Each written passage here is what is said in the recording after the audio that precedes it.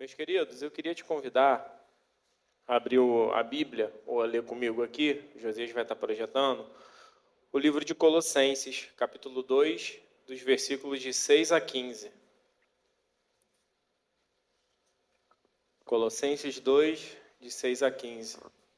É uma leitura um pouquinho extensa, mas ela vai ser importante para o que a gente vai conversar nessa manhã. Colossenses 2, de 6 a 15. Diz assim: portanto, assim como vocês receberam Cristo Jesus, o Senhor, continuem a viver nele, enraizados e edificados nele, firmados na fé, como foram ensinados, transbordando de gratidão. Tenham cuidado para que ninguém os escravize a filosofias vãs e enganosas, que se fundamentam nas tradições humanas e nos princípios elementares deste mundo e não em Cristo. Pois em Cristo habita corporalmente toda a plenitude da divindade, e por estarem nele, que é o cabeça de todo poder e autoridade, vocês receberam a plenitude. Nele também vocês foram circuncidados, não com uma circuncisão feita por mãos humanas, mas com a circuncisão feita por Cristo, que é o despojar do corpo da carne. Isso aconteceu quando vocês foram sepultados com ele no batismo, e com ele foram ressuscitados mediante a fé no poder de Deus que o ressuscitou dentre os mortos. Quando vocês estavam mortos em pecados e na incircuncisão da sua carne, Deus os vivificou com Cristo. Ele nos perdoou todas as transgressões e cancelou a escrita de dívida, que consistia em ordenanças e que nos era contrária. Ele a removeu, pregando-a na cruz. E tendo despojado os poderes e as autoridades, fez deles um espetáculo público, triunfando sobre eles na cruz. Esse texto, por si só, ele é autoexplicativo, né? Ele fala do sacrifício de Cristo, e daquilo que esse sacrifício de Cristo proporcionou às nossas vidas, nós que cremos nele. Mas eu, nessa manhã, vou me atrever a falar um pouco sobre esse texto, né? Para a gente conversar, na verdade, nessa manhã. O contexto dessa carta aqui aos Colossenses, quando ela foi escrita por Paulo, e é interessante dizer que Paulo, ele nunca esteve ali presente em Colossos, ali na igreja de Colossos, mas ele se preocupa com aquele povo que frequentava aquela igreja de Colossos. Então ele escreve essa carta aos Colossenses. E aí ele escreve essa carta porque naquele tempo, a igreja daquele tempo estava sendo ameaçada por ensinamentos que diziam que Cristo ele não era suficiente. E aí já naquele tempo surgiam ideias como: Cristo é bom, mas falta algo. Sim, Jesus salva, mas você precisa de experiências especiais. Tem que ter rituais a mais. Tem que subir mais um nível espiritual. E aí Paulo, quando ele escreve essa carta nesse capítulo, ele responde dizendo que nele, em Cristo, habita toda a plenitude da divindade. E vocês estão completos nele. Nós estamos completos nele. Cristo não é quase tudo. Ele é tudo que a gente precisa para viver. E é sobre isso que a gente vai conversar nessa manhã, sobre Cristo ser suficiente para as nossas vidas, ou a suficiência de Cristo para nós que cremos nele e somos chamados cristãos, né? E aí logo no versículo 9, a gente lê assim: pois em Cristo habita corporalmente toda a plenitude da divindade, né? É interessante a gente pontuar que, por mais que isso já venha sendo falado e estudado, Cristo ele não é uma parte de Deus, ele é plenamente Deus. Paulo ele deixa isso aqui muito claro quando ele fala a plenitude da divindade que habitava em Cristo. Ele, Cristo, ele é a plena revelação de Deus, o nosso Pai. Se você pegar o Antigo Testamento e você ler os livros que compõem o Antigo Testamento, você vai perceber que tudo ali aponta para essa profecia, para esse Cristo, para esse Messias, a necessidade de um Salvador. E Cristo ele é o cumprimento dessa profecia ou dessa promessa que foi feita lá atrás, né? E a suficiência de Cristo, ela começa na sua divindade. Se ele não fosse plenamente Deus, a sua obra não teria um valor eterno, ou não teria o valor eterno que ela possui. Mas sendo Deus, ou sendo o próprio Deus, tudo que Cristo oferece é perfeito e suficiente. E aí, quando a gente olha para Cristo, a gente vê uma pessoa com duas naturezas, né? A teologia vai chamar isso de a união hipostática de Cristo. Mas a gente não vai se ater nesse nome e a gente vai falar sobre essas duas naturezas de Deus. A natureza humana, enquanto homem, e a natureza plena de Deus que habitava nele.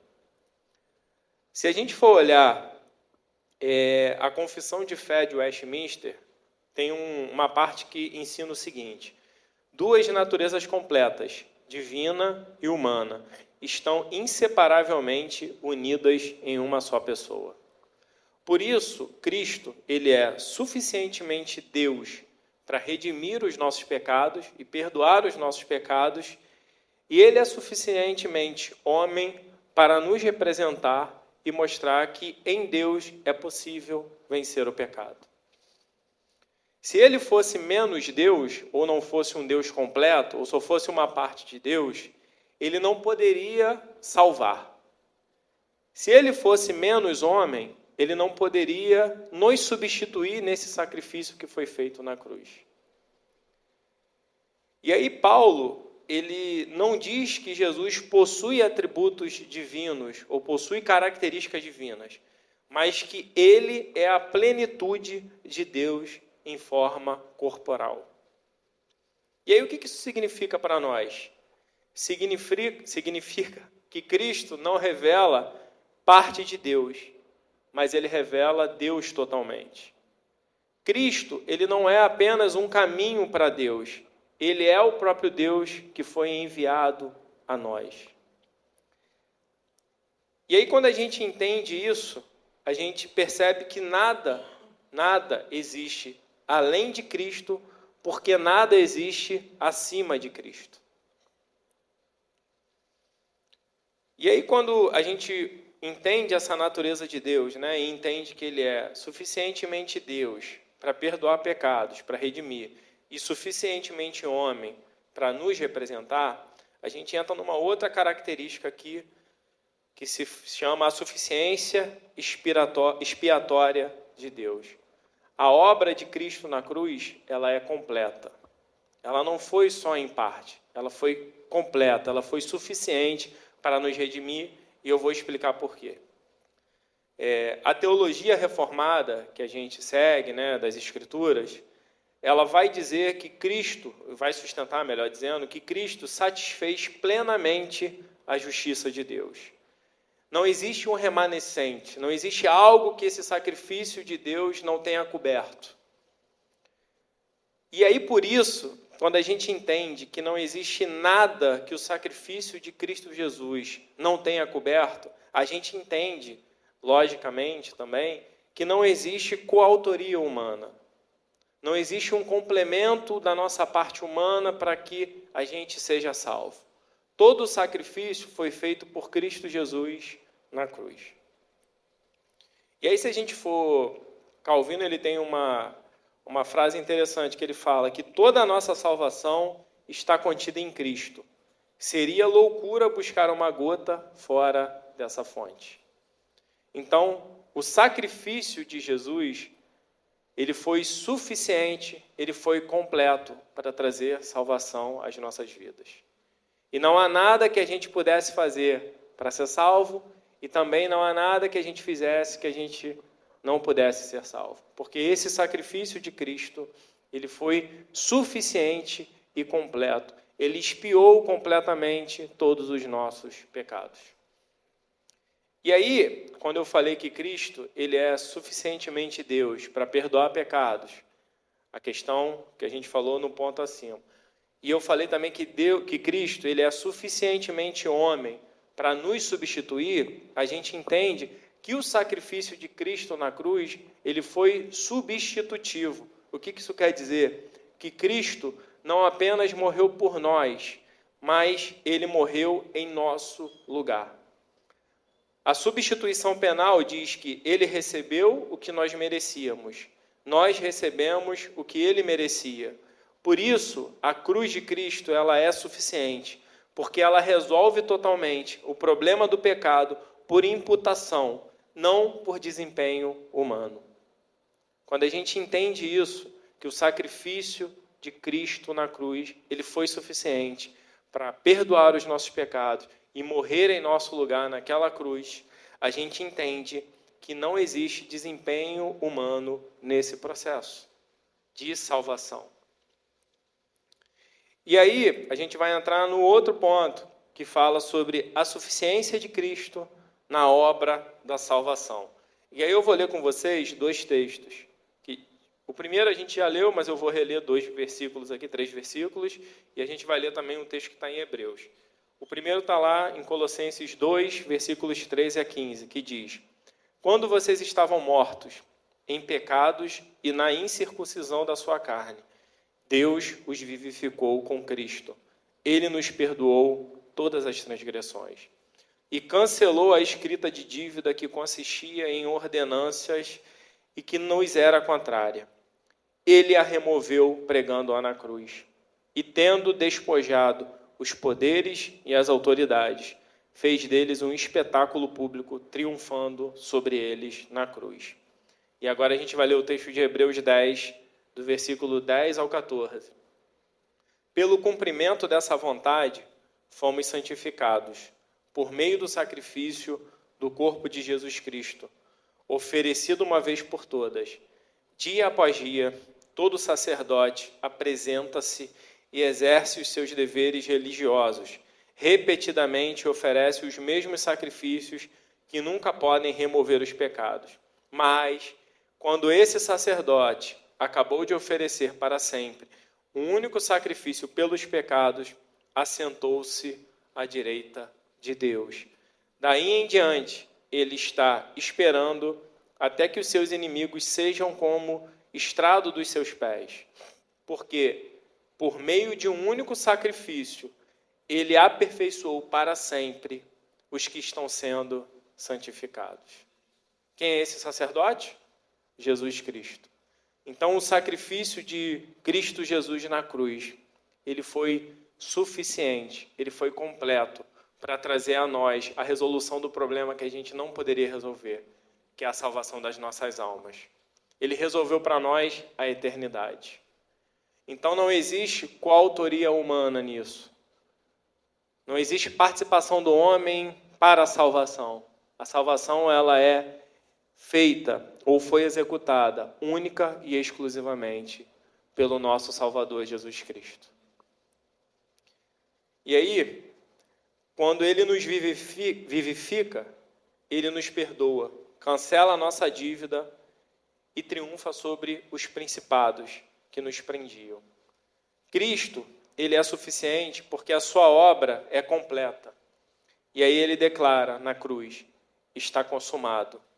A dívida foi cancelada de forma total. Não restou saldo para nós. A cruz não é uma entrada que Jesus fez e que a gente tem que pagar as parcelas depois. Mas a cruz de Cristo, ela é uma quitação total dos nossos pecados.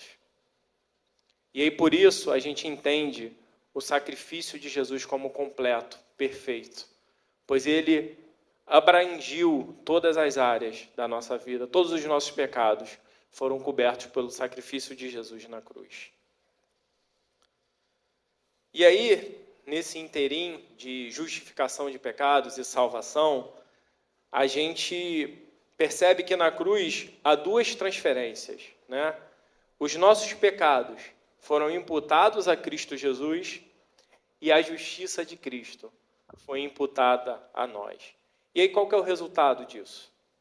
O cristão, ele não tem apenas os seus pecados perdoados, mas ele obtém, nesse momento, uma justiça plena garantida por Cristo Jesus.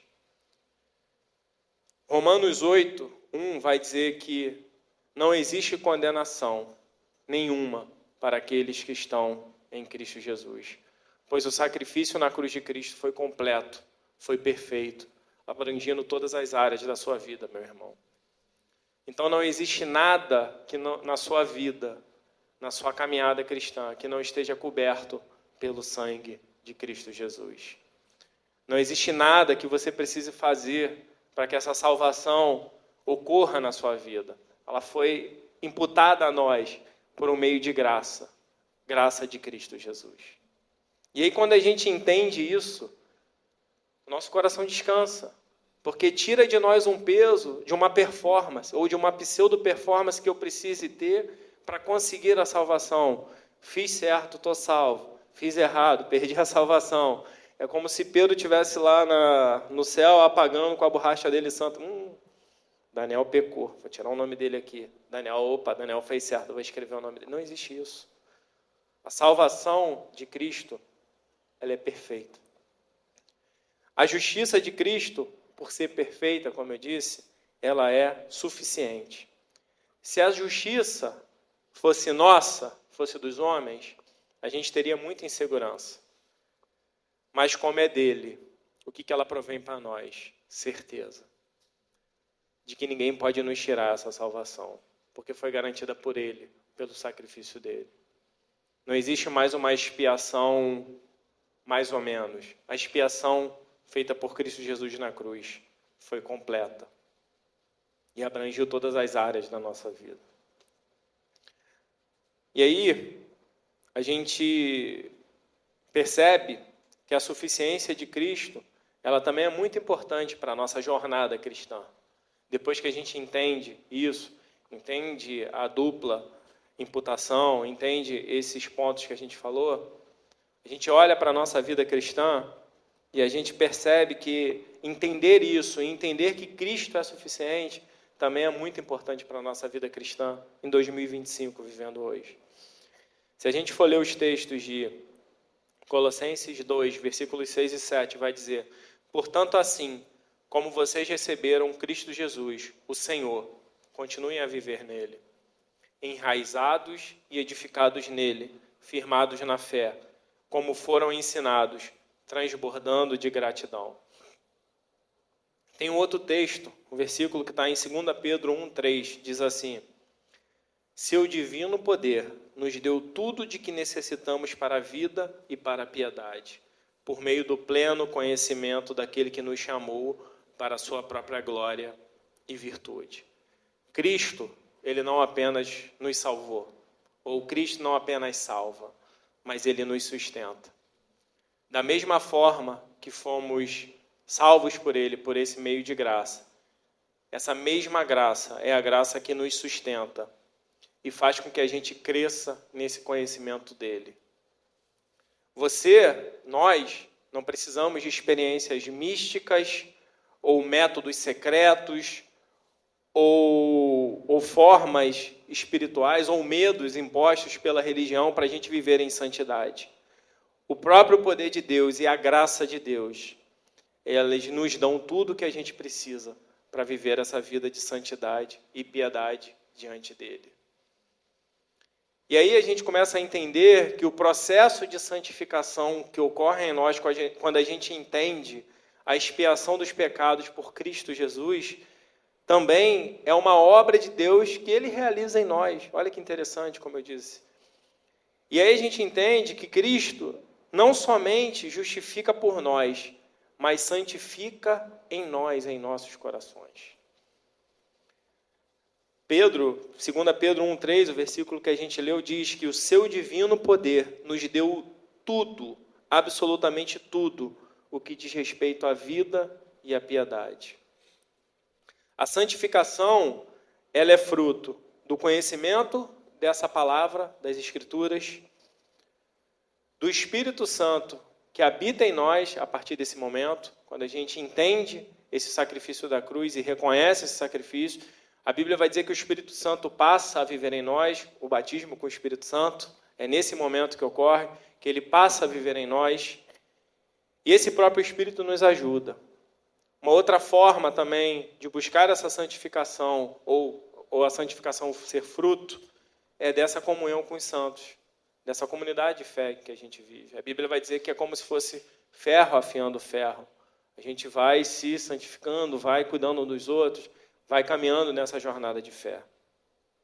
E, logicamente, os meios de graça que Ele deixou para nós. A oração, a comunhão com Ele, o nosso dia a dia, os nossos devocionais. Tudo isso são ferramentas e meios que Cristo deixou para que a gente possa buscar essa santificação. E qual que é a fonte de todos esses meios que eu falei aqui? O próprio Cristo. Porque, como Pedro vai dizer, Ele deixou absolutamente tudo. Ele nos deu absolutamente tudo que a gente precisa para viver nessa vida de santidade e piedade diante dele. E aí, quando a gente entende que Ele deixou absolutamente tudo para nós, através dos meios de graça, através do sacrifício dele, do Espírito Santo dele que habita em nós, a gente percebe que não existem atalhos espirituais. Não existem jeitos ou formas de eu conseguir isso. E aí a gente percebe que a suficiência de Cristo, ela exclui das nossas vidas, ou exclui de nós, formas de misticismo que a gente possa experimentar através da religião, o gnosticismo que assolava a igreja daquele tempo, mas que também pode ser que assole os nossos dias hoje, o emocionalismo das sensações, do eu sinto, sabe, eu sinto para fazer, e das revelações paralelas que não provêm das Escrituras Sagradas. Tudo que Deus nos quer dar, Ele nos dá em Cristo Jesus, pela sua palavra. Essa tem que ser a fonte dos nossos dias. A palavra de Deus. Ela tem que ser a fonte porque ela fala sobre o próprio Cristo. Ela aponta para nós esse caminho de santificação e de buscar comunhão com Ele. A gente também percebe que a suficiência de Cristo, ela é muito importante para a igreja dele nos dias de hoje. Porque a gente entende que Cristo, se a gente for ler Colossenses 1, versículo 18, vai dizer assim, deixa eu abrir aqui, Colossenses 1, 18. Então, um pouquinho mais, volta um capítulo aí que você vai encontrar, meu irmão. Colossenses 1, 18. Acho que roubaram Colossenses aqui do meu celular. Colossenses 1, 18, diz assim, Ele é a cabeça do corpo, que é a igreja. É o princípio e o primogênito dentre os mortos, para que em tudo tenha a supremacia. E aí, quando a gente entende que Cristo, Ele é o cabeça da igreja, a gente percebe que a igreja, ela não precisa ou não depende de modismos do mundo de hoje ou de estratégias humanas para viver. Ela depende unicamente do seu cabeça, ou da sua cabeça, que é Cristo. Onde Cristo, Ele é suficiente, a igreja é saudável. Onde Cristo, Ele é suficiente, a pregação é bíblica. Onde Cristo, Ele é suficiente, a adoração ela é reverente, porque a gente está diante dele, do nosso Salvador. Onde Cristo, Ele é suficiente, o Evangelho é puro, ele não tem alegorias. Quando a igreja é sustentada por Cristo, a gente vai viver essa teologia saudável, essa comunidade saudável. Porque a gente entendeu que Cristo ele é suficiente. E eu não preciso de alegorias, eu não preciso de instrumentos, eu não preciso de nada além das Escrituras ou daquilo que Ele já deixou para nós. E a gente percebe que a igreja, ela é sustentada por Cristo como cabeça, por Cristo como fundamento, por Cristo como a pedra angular, por Cristo como o pastor supremo. Quando Cristo ele é o pastor supremo da igreja, a gente vai viver um ambiente espiritualmente saudável, pautado nas Escrituras. E eu insisto em dizer que não existe autoridade acima das Escrituras e não há cabeça acima de Cristo. O que isso quer dizer para nós? Que qualquer coisa que possa surgir, qualquer método, qualquer invenção humana, né, qualquer movimento, digamos assim, que possa surgir, que queira se colocar acima das Escrituras, a tradição, ou o que quer que seja, tem que ser rechaçado por nós. Porque não existe autoridade acima das Escrituras. E qualquer pessoa que se coloque ou tente se colocar em pé de igualdade com Cristo, como se fosse um profeta ou algo do gênero que a gente observa hoje, também precisa ser rechaçado. Porque Cristo, ele é o único cabeça da igreja. E não existe nada ou ninguém que possa se colocar acima de Cristo. Tudo que a igreja precisa, Cristo já deu. Ele deu em Efésios 4, 11 e 13, diz assim, Efésios 4, 11 e 13.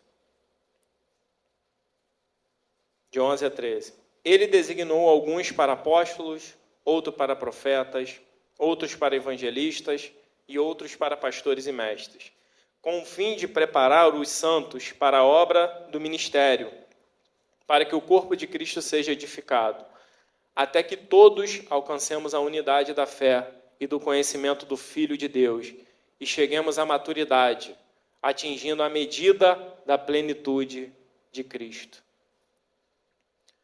Esse texto de Efésios vai dizer que Cristo, ele já deu tudo que a igreja precisa. Ele já deu os dons, ele já deu os oficiais, ele já deu a edificação, ele já deu a unidade e ele já deu essa maturidade.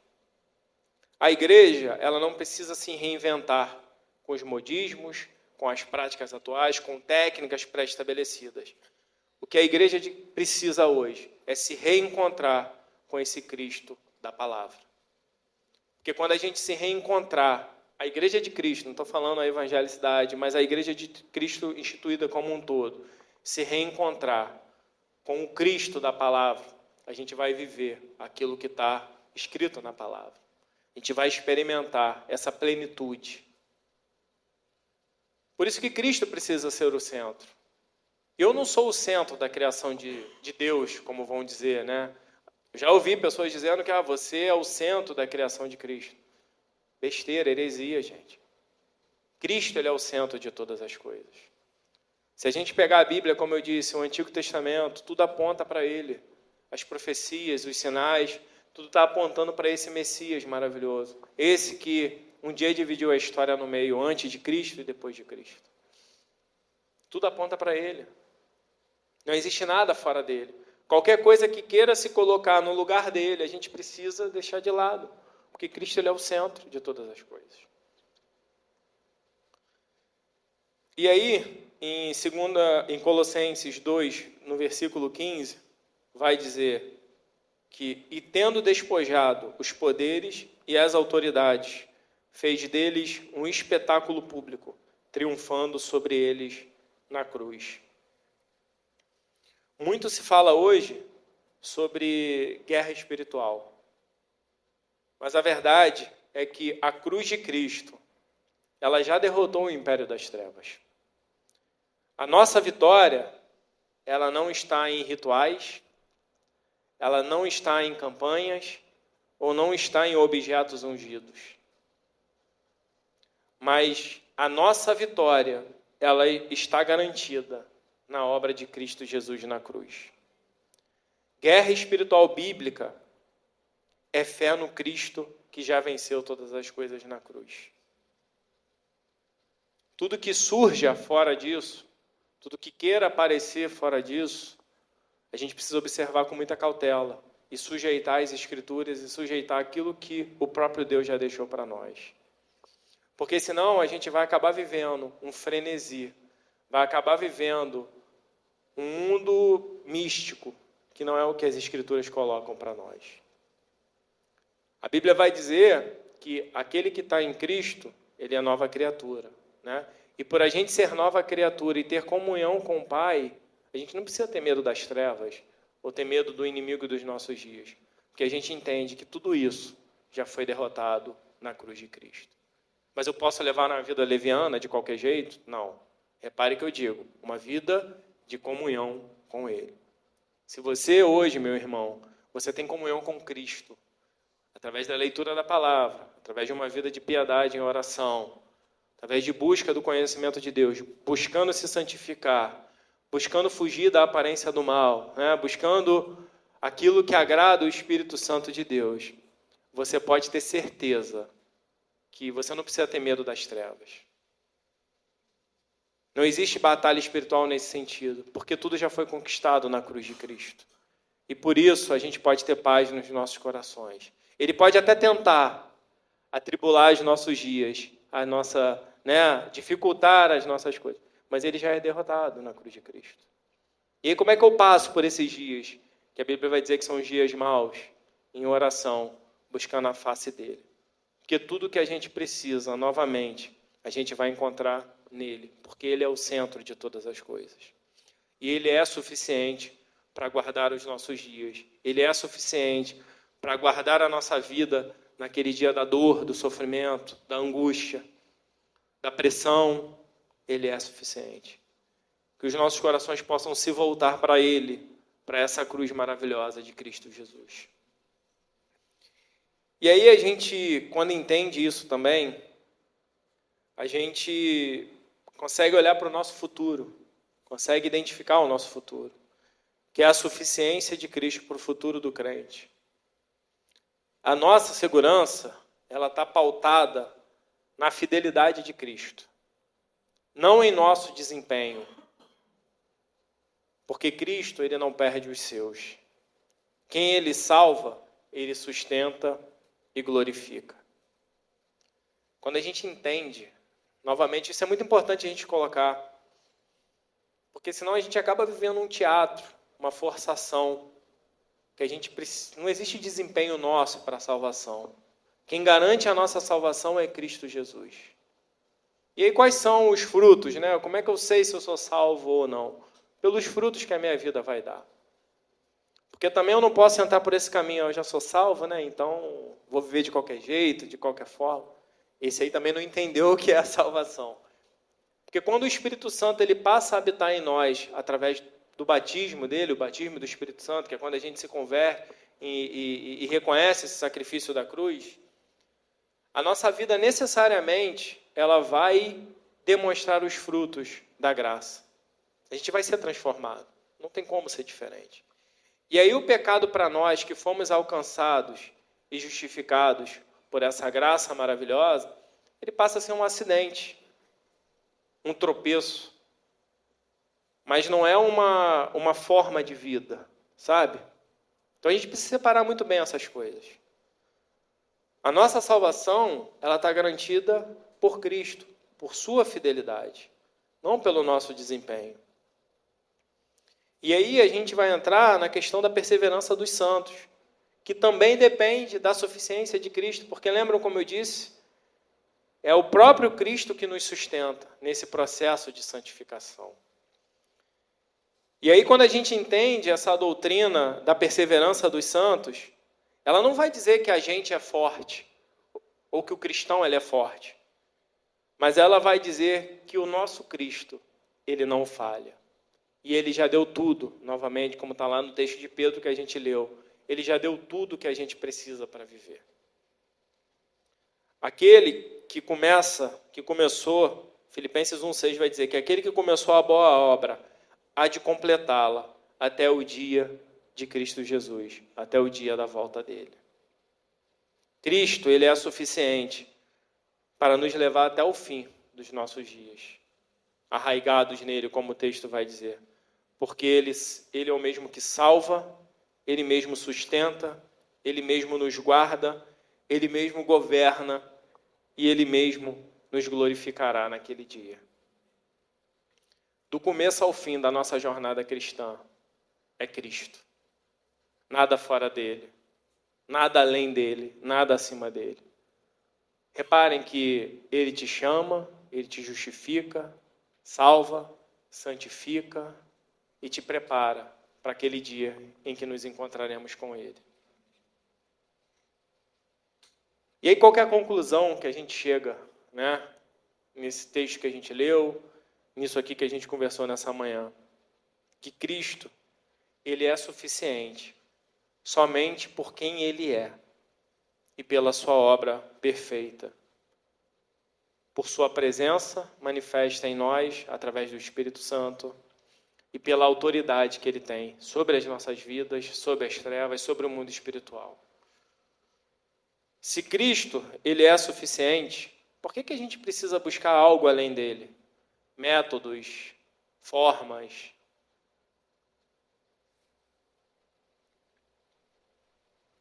Sabe o que a gente precisa? É voltar para ele, voltar para essa palavra dele. É voltar para esse evangelho, voltar para esse Cristo magnífico, esse Cristo que as Escrituras nos asseguram. Nele, em Cristo Jesus, está tudo o que a gente precisa para viver e para seguir até o dia que ele vai nos encontrar. A suficiência de Cristo, ela não é apenas um ponto da teologia em que a gente estuda, algo para a gente se tornar um erudito ou conhecedor. Mas a suficiência de Cristo, ela é o próprio Evangelho. Ela é a sustentação dessa graça maravilhosa. Ela é o centro das Escrituras. Ela é a base da nossa vida cristã. Fora de Cristo, não existe nada. E em Cristo também não nos falta nada. Então, que os nossos corações nessa manhã, meu irmão, a gente possa sair daqui nessa manhã com a certeza de que Cristo, ele é suficiente para sustentar os nossos dias. Assim como ele foi suficiente para expiar os nossos pecados, para transformar a nossa realidade de pecadores, de inimigos de Deus, a amigos de Deus, a filhos de Deus. A Bíblia vai dizer que ele nos transportou do reino das trevas para o reino do seu amado Pai, através de Cristo Jesus. Então, se a gente tem entendimento disso, Cristo, ele já nos deu tudo o que a gente precisa para viver nesses dias, hoje em 2025.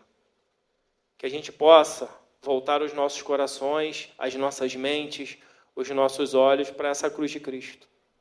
E tirar das nossas vidas tudo aquilo que não é Cristo, ou que não foi colocado por Cristo. Os dogmas da religião, os achismos, as confusões que existem no nosso tempo, e que a gente possa voltar o nosso coração para essas Escrituras, na certeza de que ele é suficiente para as nossas vidas. Ele já deu tudo o que a gente precisa, através do sacrifício dele na cruz. E que a gente possa ter essa certeza e essa alegria em nossos corações, que ele é suficiente para transformar qualquer situação das nossas vidas, pois o maior problema que a gente poderia enfrentar, ele já resolveu na cruz, que é a salvação. E aí, quando a gente entende isso, por mais que doa viver, por mais que, sabe, tenha sofrimentos na nossa vida, tenham vales na nossa vida, mas a certeza é uma só, que ele estará conosco nesses vales também e nessas situações difíceis. Porque o mesmo Deus que nos chamou, nos salvou, ele é o mesmo Deus que vai nos sustentar nos dias bons, nos dias maus, nos dias de incertezas, nos dias de preocupações, nos dias de angústias. Mas Cristo, ele é suficiente. Ele é tudo, como a carta de Pedro vai dizer. Ele é tudo para nós. Que os nossos olhos estejam colocados nessa verdade das Escrituras. E que a gente possa aprender novamente a confiar nele, sabendo que ele tem o controle de todas as coisas.